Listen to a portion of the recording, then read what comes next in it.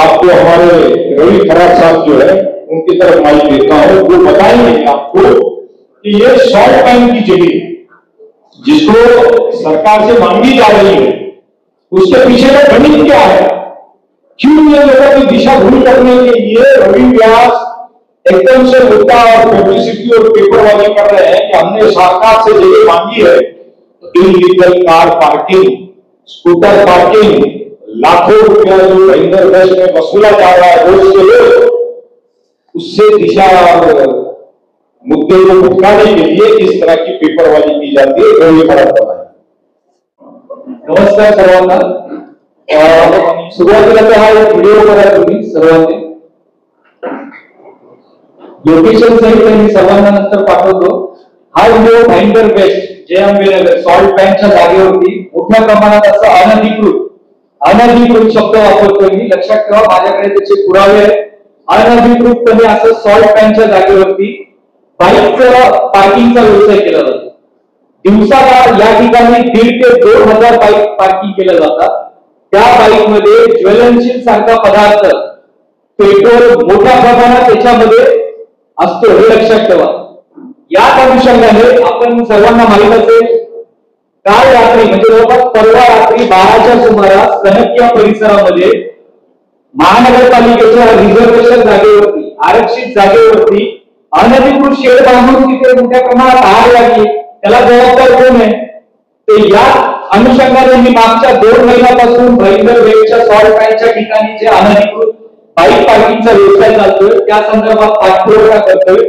माहिती अधिकारामध्ये मला काही पेपर प्राप्त झाले, सॉल्ट पॅनच्या डिपार्टमेंटने तिला कुठल्याही प्रकारची त्या बाईकच्या पार्किंगला परवानगी दिलेली नाहीये। त्याचं अधिकृत पत्र माझ्याकडे, मी आपल्या सर्वांना देतो ते। त्यानंतर स्टेट गव्हर्नमेंटचं तहसील ऑफिस कडून सुद्धा मी पत्र व्यवहार केला, त्यामध्ये सुद्धा त्यांनी कुठल्याही प्रकारची आमच्या डिपार्टमेंट कडून परवानगी दिलेली नाहीये असं स्पष्ट उल्लेख केलेला आहे। त्यानंतर आपली मीरा भाईंदर महानगरपालिका स्थानिक स्वराज्य संस्था आहे, त्यांना सुद्धा मी पत्र व्यवहार केला। त्यांनी लिखित स्वरूपामध्ये सांगितलं की आम्ही अशा सॉल्ट पॅनच्या जागेवरती कोणत्याही प्रकारच्या वाहन चालवायला परवानगी दिलेली नाहीये। बाईंना परवानगी कोणी दिली असा सर्वात मोठा प्रश्नचिन्ह आमच्या समोर निर्माण होतोय की सर्रासपणे असा अनधिकृत व्यवसाय गेल्या अनेक वर्षांपासून तिथे ते लोक स्थानिक लोकप्रतिनिधी असतील, कोण दमन करणारे काही दबंग, कोणत्या आपले वेगवेगळ्या उपमाधारी नेते कोणत्या दबाव टाकून तिथे हा धंदा करतायत। त्याच्यामध्ये तुम्हाला अजून महत्वाची गोष्ट सांगतो की महानगरपालिकेचा काही नियम आहे की महसूल जमा करण्यासाठी काही महानगरपालिकेने स्टेट गव्हर्नमेंटने काही नियम बनवलेले आहेत। तो महसूल बुडवण्याचं काम सुद्धा कोण करते हा सर्वात मोठा प्रश्न आहे की महाराष्ट्र शासनाला असेल किंवा केंद्र सरकारला महसूल जो मिळायला पाहिजे होता तो महसूल कोणाच्या खिशात जातोय, कोण वसुली करतोय। तुम्हाला मी अजून एक धक्कादायक प्रकार दाखवतो। सर्रासपणे अशा पार्किंगच्या नावाने आता ही पार्किंगची माझी खिशात घरी प्रिंट केलेली पावती नाहीये, या त्याच्यामध्ये paid parking stand cycle scooter stand नाव बघा, कोणत्या व्यक्तीचं नाव आहे हेमंत शाह।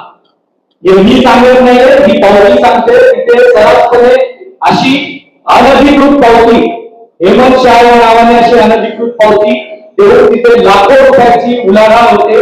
हे लाखो रुपये वसूल करून कोण भ्रष्टाचार करतंय याच्या मागे या संदर्भात मी स्थानिक पोलीस स्टेशन महेंद्र वेस्टला तिथे जाऊन लेखी तक्रार दिली।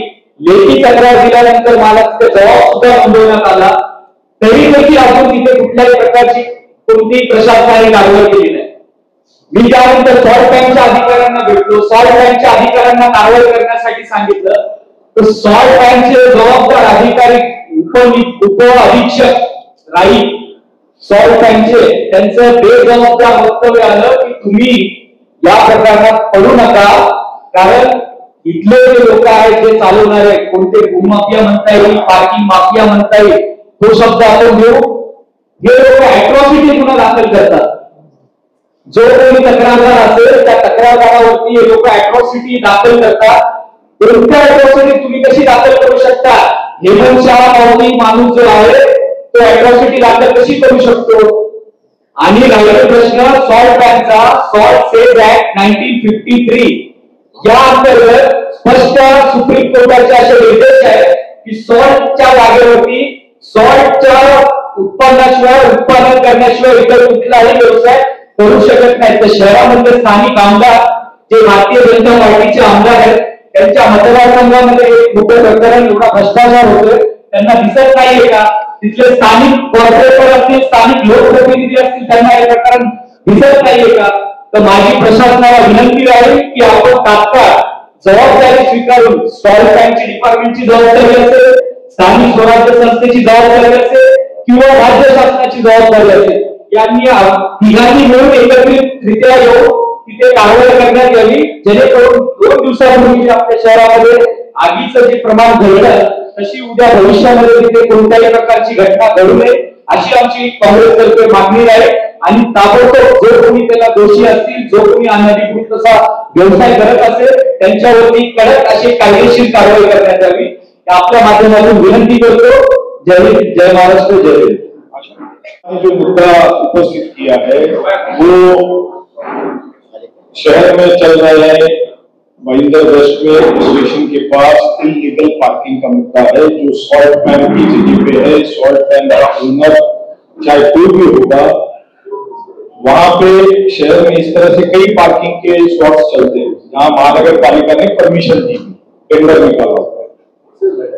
हमारा कहना सिंपल है, किसी व्यक्ति के खिलाफ नहीं है, चाहे वो हेमंत शाह हो कि और कोई लोग हो, उनके खिलाफ नहीं है. हजारों की संख्या में स्कूटर पार्किंग है. दिल्ली में जो हादसा हुआ परसों जो शहर में आग लगी, मैं आपके माध्यम से पुलिस प्रशासन और महानगर पालिका के अधिकारियों को ये कहना चाहता हूं कि कल उठ के खुदा न करे, भगवान न करे कि अगर वहां पे कोई एक आदि स्कूटर में आग लग गई तो कितने स्कूटर जल सकती है, कितना बड़ा हादसा हो सकता है. जिम्मेदार कौन होगा? क्योंकि पार्किंग ऑफिशियल नहीं है तो प्रशासन किसको जिम्मेदार पकड़ेगा? तो इस बात के मद्देनजर प्रशासन ने जो इलीगल पार्किंग का व्यवसाय वहां चल रहा है उसे वहां से तुरंत बंद करना चाहिए. और मैं साथ में प्रशासन को ये भी कहूंगा, म्युनिसिपैलिटी और पुलिस को, कि लीगल तौर पे आप उसको परमिशन दीजिए ना. लीगली कॉर्पोरेशन और पुलिस को जो परमिशन देनी है आप पहले हटाइए और फिर लीगली उनका एप्लीकेशन मंगाइए, उनको जिम्मेदार बनाइए, किसी को आप परमिशन दीजिए, हमारा कोई बुराई नहीं. ये तो नरसिंहा बाईक पार्क पे एंड पार्किंग हे अशा प्रकारचं गुगल इमेज पण.